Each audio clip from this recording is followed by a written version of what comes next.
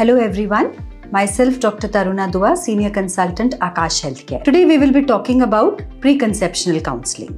मतलब कि प्रेगनेंसी से पहले की प्लानिंग। कोई भी काम अगर हम प्लानिंग के साथ करते हैं तो आउटकम डेफिनेटली बेटर होता है।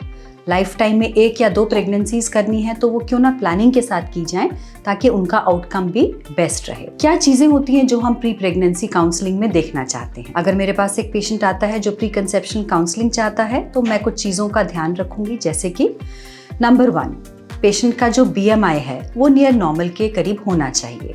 19 to 25 नॉर्मल होता है। अगर BMI बहुत ज़्यादा होगा या बहुत कम होगा, दोनों में प्रॉब्लम होगी। ज़्यादा मतलब ओबेसिटी के साथ कुछ प्रॉब्लम्स लिंक्ड होती हैं, जैसे हाइपरटेंशन है, डायबिटीज़ है, हाइपोथायरॉयडिज्म है, डिलीवरी के दौरान की प्रॉब्लम्स हैं, और लो BMI से भी प्रॉब्लम्स एसोसिएटेड हो सकती हैं, जैसे कि अनीमिया हो सकता है, लो बर्थ वेट हो सकता है या प्रीटर्म लेबर हो सकता है। अगर BMI सही होगा तो पेशेंट जो है प्रेगनेंसी में with a good BMI enter करेगा और outcome would be better definitely. Second thing जो हमको देखनी है कि प्रेगनेंसी जब होती है तो उस समय पे कोई मेडिकल डिसऑर्डर्स तो नहीं है। आजकल तो common age for conceiving what we see is 35 to 40। इस समय पे बहुत बारी पहले से ही कुछ प्रॉब्लम्स होती हैं जो हमें रूल आउट कर लेनी चाहिए, जैसे कि हाइपरटेंशन तो नहीं है, डायबिटीज़ तो नहीं है, हाइपोथायरॉइड तो नहीं है, आर्थराइटिस की मेडिसिन तो नहीं चल रही हैं, एपिलेप्सी के लिए कुछ ट्रीटमेंट तो नहीं ले रहे हैं, एस्थमेटिक तो नहीं है।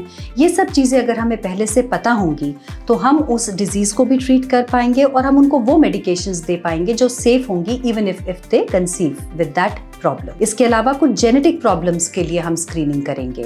थैलेसीमिया बहुतों को मालूम होगा, ये भी रूल आउट होना होता है। इसके अलावा सिकल सेल एनीमिया भी होती है जो हमें definitely we should rule out before the patient conceives, ताकि हम पार्टनर को भी एडिक्वेटली फिर टेस्ट लिख सके और बेबी के लिए हम अपनी प्लानिंग कर सके। नंबर 3, हमको नेक्स्ट क्या देखना होगा कि कोई पिछली प्रेगनेंसीज में कोई ऐसी प्रॉब्लम थी जो हमें इस बार एड्रेस कर लेनी चाहिए, ताकि या तो वो प्रॉब्लम्स ना हो या अगर वो हैं भी तो हम उनको डील कर पाएं। वो किस तरह की प्रॉब्लम्स होंगी, जैसे कि एक पेशेंट जिसमें रेकरेंट अबॉर्शंस हुए हों या जिसमें इंट्रायूट्राइन डिमाइस हुआ हो इन 2nd या 3rd ट्राइमेस्टर, स्टिल बर्थ हो, नियोनेटल डेथ्स हो, इन सब में ज़रूरत होगी कि आप अपने डॉक्टर से कंसल्ट करें ताकि या तो वो आपको कुछ जांचें लिख सके या फिर अगर ज़रूरत हो तो वो एक फीटल जेनेटिक काउंसलिंग करा सके आपके लिए। नंबर 4, पेशेंट का इम्यूनाइजेशन स्टेटस क्या है। हम चाहते हैं जब वो प्रेगनेंसी एंटर करे तो उसकी इम्यूनाइजेशन अपडेटेड हो ताकि वो डिजीजेस ना हो उनको जिसका बच्चे पे हार्मफुल इफेक्ट होगा।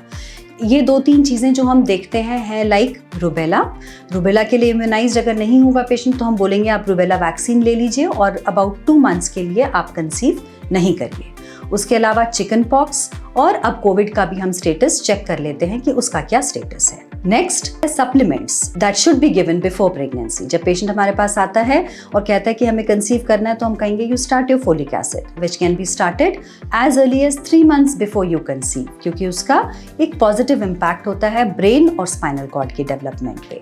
प्लस हम और क्या देख सकते हैं, विटामिन D लेवल्स अपडेटेड हैं कि नहीं। अगर वो कम है तो हम आपको सप्लीमेंट्स देंगे। इसके अलावा there are lifestyle changes, having a healthy diet, doing good physical exercise and taking less of caffeine and restricting yourself from alcohol and smoking. ये तो tips हो गए फीमेल के लिए। Even for fathers in planning, we have a few tips that should be followed. Number 1, follow a healthy lifestyle. Try to de-stress your environment. If you are a diabetic or you are overweight, you have a high BMI, try to control these 2 things. And yes, not last but not the least, it is important that you refrain from alcohol, from smoking, from tobacco, and restrict your caffeine intake. So friends, once you plan a pregnancy, go to your doctor so that you have a preconceptional counseling and you enter your pregnancy with a sound body and a sound mind. Thank you.